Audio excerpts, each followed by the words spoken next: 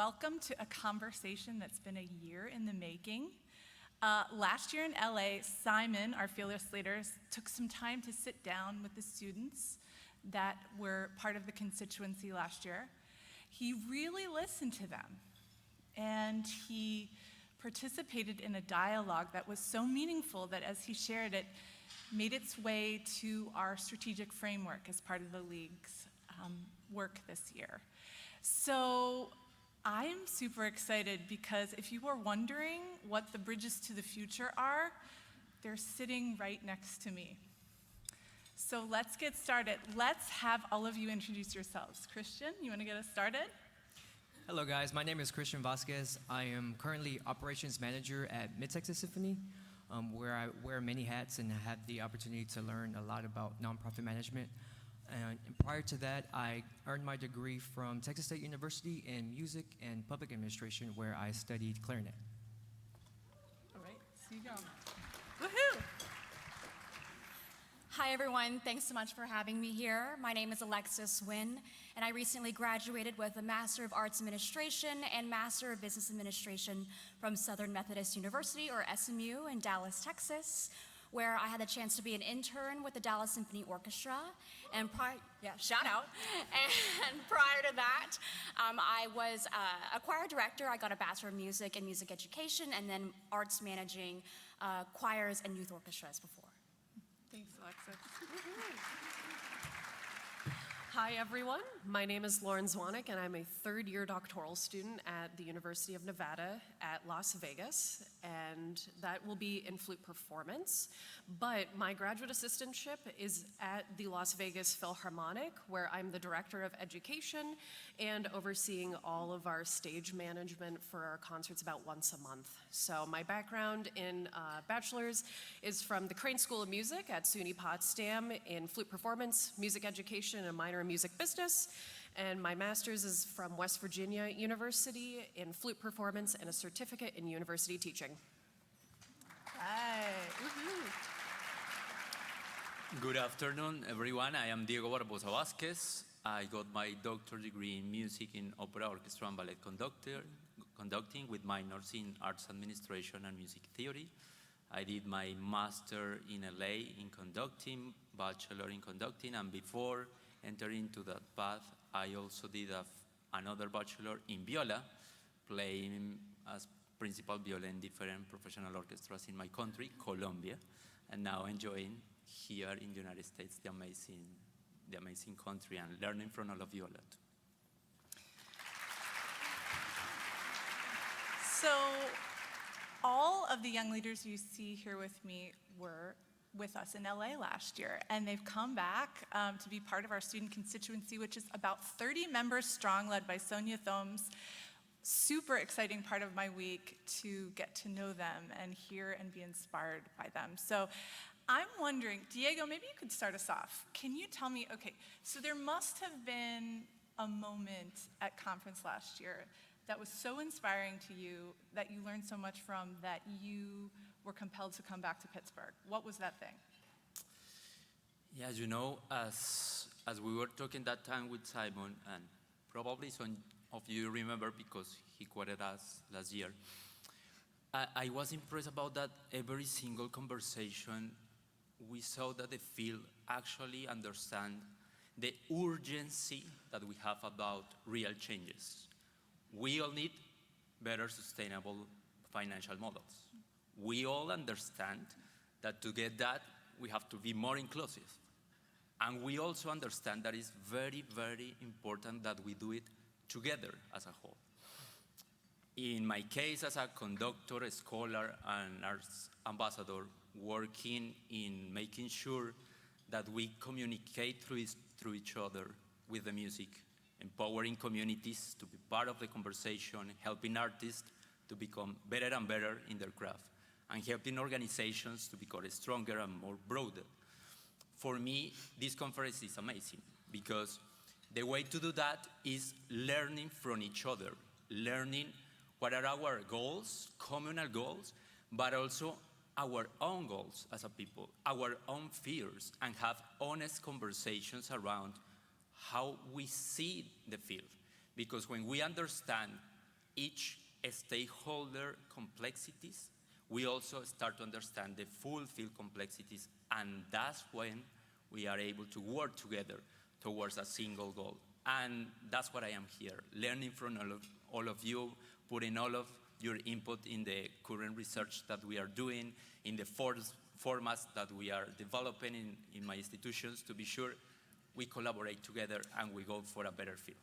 Thank you, Diego. And I think I want to dig into a little bit of what you're saying there. So the complexity of this is, it's a weight, it's a burden, and lots of us, the more pragmatic of us, some might say cynical, but we're going to keep it positive today, would say, why are we working so hard to promote this art form that's been around for 400 years and has a lot more in common in some ways with the past than the future?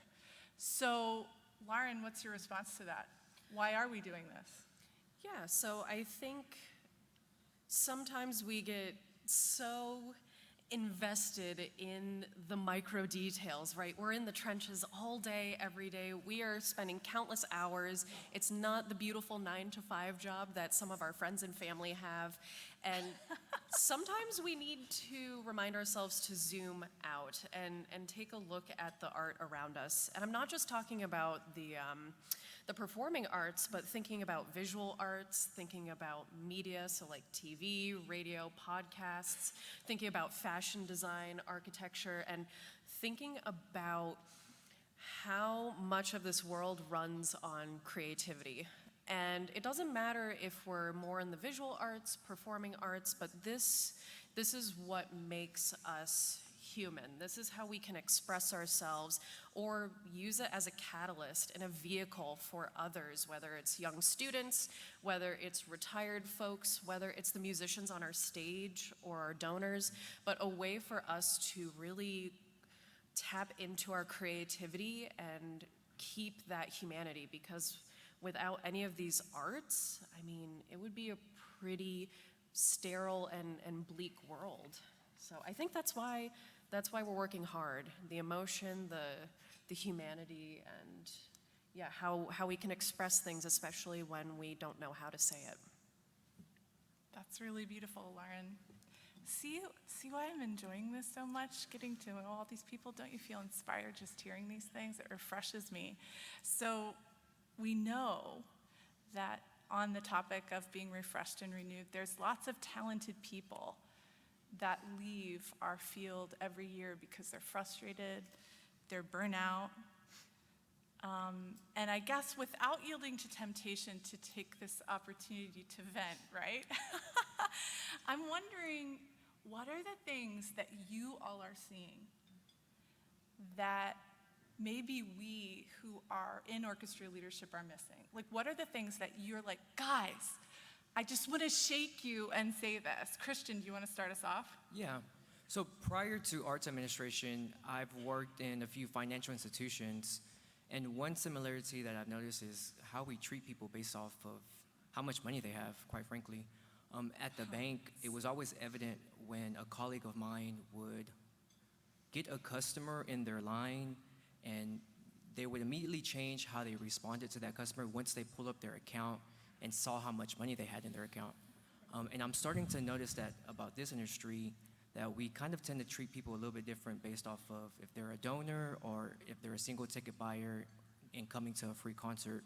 So that's one thing that I've noticed similarities between the two industries, is that, you know, if we're here to serve the community, doesn't that mean we should be treating everybody the same? Yeah, and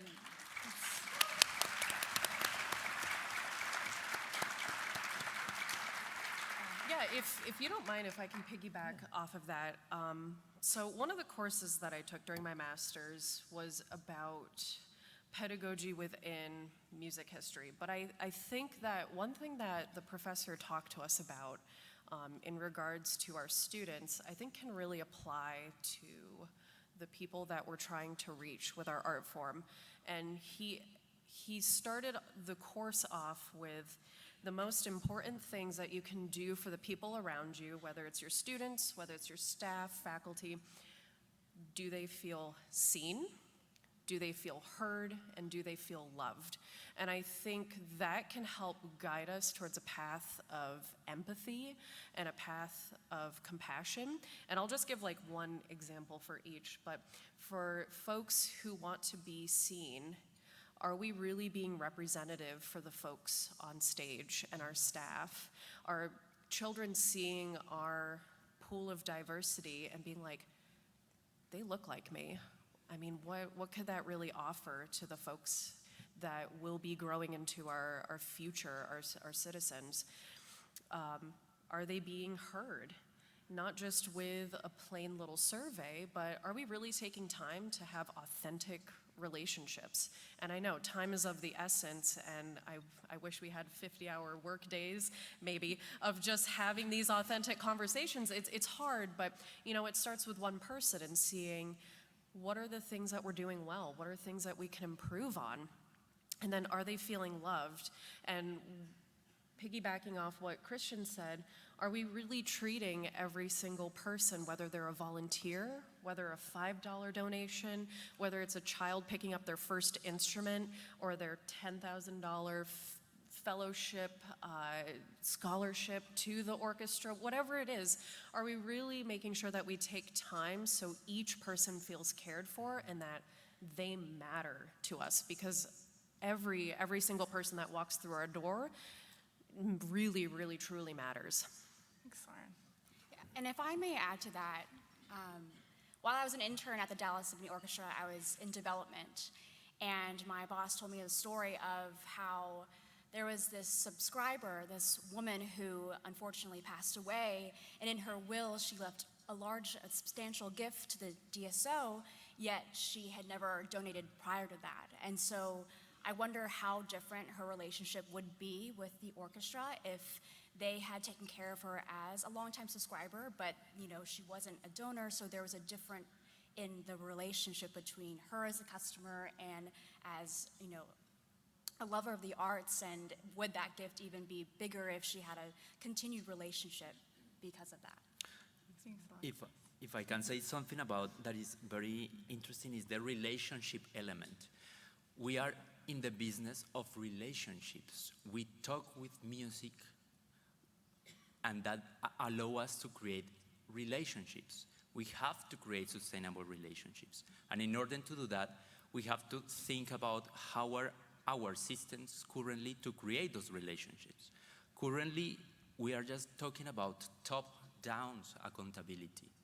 And that's part of the problem of the sustainable relationship. We also need transversal accountability and down-top accountabilities, because that's the way that when a person is a donor or is a single ticket holder, they all are crucial for the enterprise. Did you remember the Pittsburgh concert, amazing concert, and how the hall was full? Was because of the relationships. And the experience that we had in an artistic perspective was possible because we all were there. If the hall was empty in the half, the experience was different. You know, we need each other to be able to continue. And this kind of different systems of getting every single one accountable and collaborating with each other, that is relationships, is what we believe should be the future of our field. And that's an important observation, and sometimes I think that in our day-to-day, it's good to be reminded of that, the relationships being the basis of all of that, and that I'm excited about the relationships that we're all building at this conference today. One of the primary planks of the League's youth development and participation focus as part of the strategic framework is to incorporate the voices and leadership of young people in our work, including advisory groups, think tanks, and increased support for the League's student constituency, which we're excited that we're doing right now. But we have a program at the Greenville Symphony called Student Ambassadors, and it's a really cool program where the kids get to rub shoulders with the musicians, perform at events, and interact meaningfully with our donors and our patrons. But I keep thinking that really the next step for us, if we want it to do better, would be to find a way to include the voices of those ambassadors in our governance. So I'm wondering from all of you, talk to me about how, like just help us here. How do we create a fertile environment for all of you to really be able to share your observations and convictions with us? Yeah, I guess it comes to the same element. When the amazing thing about having across accountabilities, peer-to-peer even is more important, and be part of the decision-making power, not only talking, but also making sure that you are part of this decision. It gives you a sense of belonging. Therefore, right now, it's not your boss say do it, it's actually you put yourself in this position. Now, do it, and keep working on that, and help each other to become better and better. Therefore, if we want to continue involving youth voices here, that is an amazing what is happening today. Remember, we started with a youth concert. We are ending this with youth people. That's amazing what you are doing. And I really say thank you to all the league for doing that. How we are going to keep working. I am conductor. I always, if I am here, I need to go here. That's my role. Therefore, it's part of the, now it's put us in the decision-making power. Be sure that we participate in that. We learn from all of you, because you must be our mentors in order we don't make the mistakes that you already learned from.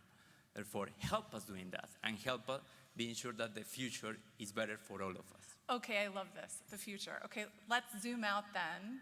Let's think about conference in 2043. In 20 years, what's the conversation? How is it different? What do you think, Kristian? So in 20 years, I think with the advancement of technology, I think it's going to be very important for us to have a space where people can disconnect from all that technology. And Dr. Jackson talked about this on Wednesday about the power of music and healing.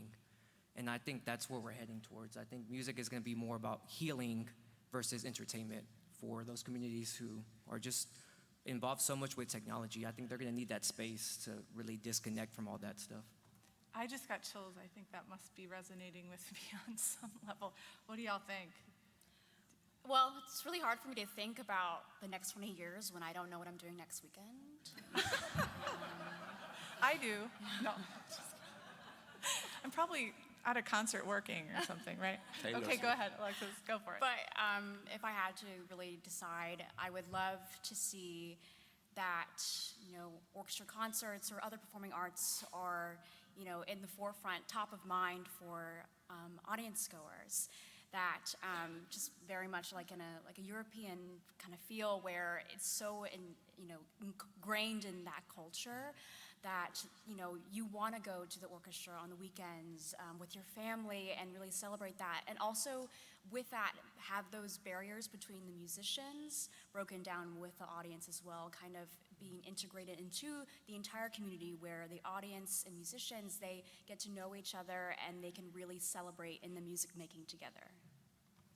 Love it, Alexis. Thank you. So how are we doing on time there, David? 5. Okay, so now we're gonna really think big. What's our hope for the future? What's the dream? I want to hear from each of you. Do you want to start, Lauren? Sure. I think for me, the future is leading with curiosity, that it's leading with compassion, leading with authenticity and honesty, even when it's difficult or things don't quite work out the way we want them to. But I think the most important thing for me, at least, is for us to lead and to take charge and not to be so afraid of taking a risk. Wow. Anybody else want to take that question on? The dream? I hope in the future, I hope we don't have any more DEI roles. I hope we don't have any more of these conversations, because it'll just be so much intertwined with everything that we do that we won't need those specific roles anymore. Wow. Thank you, Kristian. I think this is an amazing place for us to wrap up, and I think we have to thank David and Sonia and Simon and Heather and all of you again, and we're all just excited that we got to open for Byron Stripling. Thank you so much for today.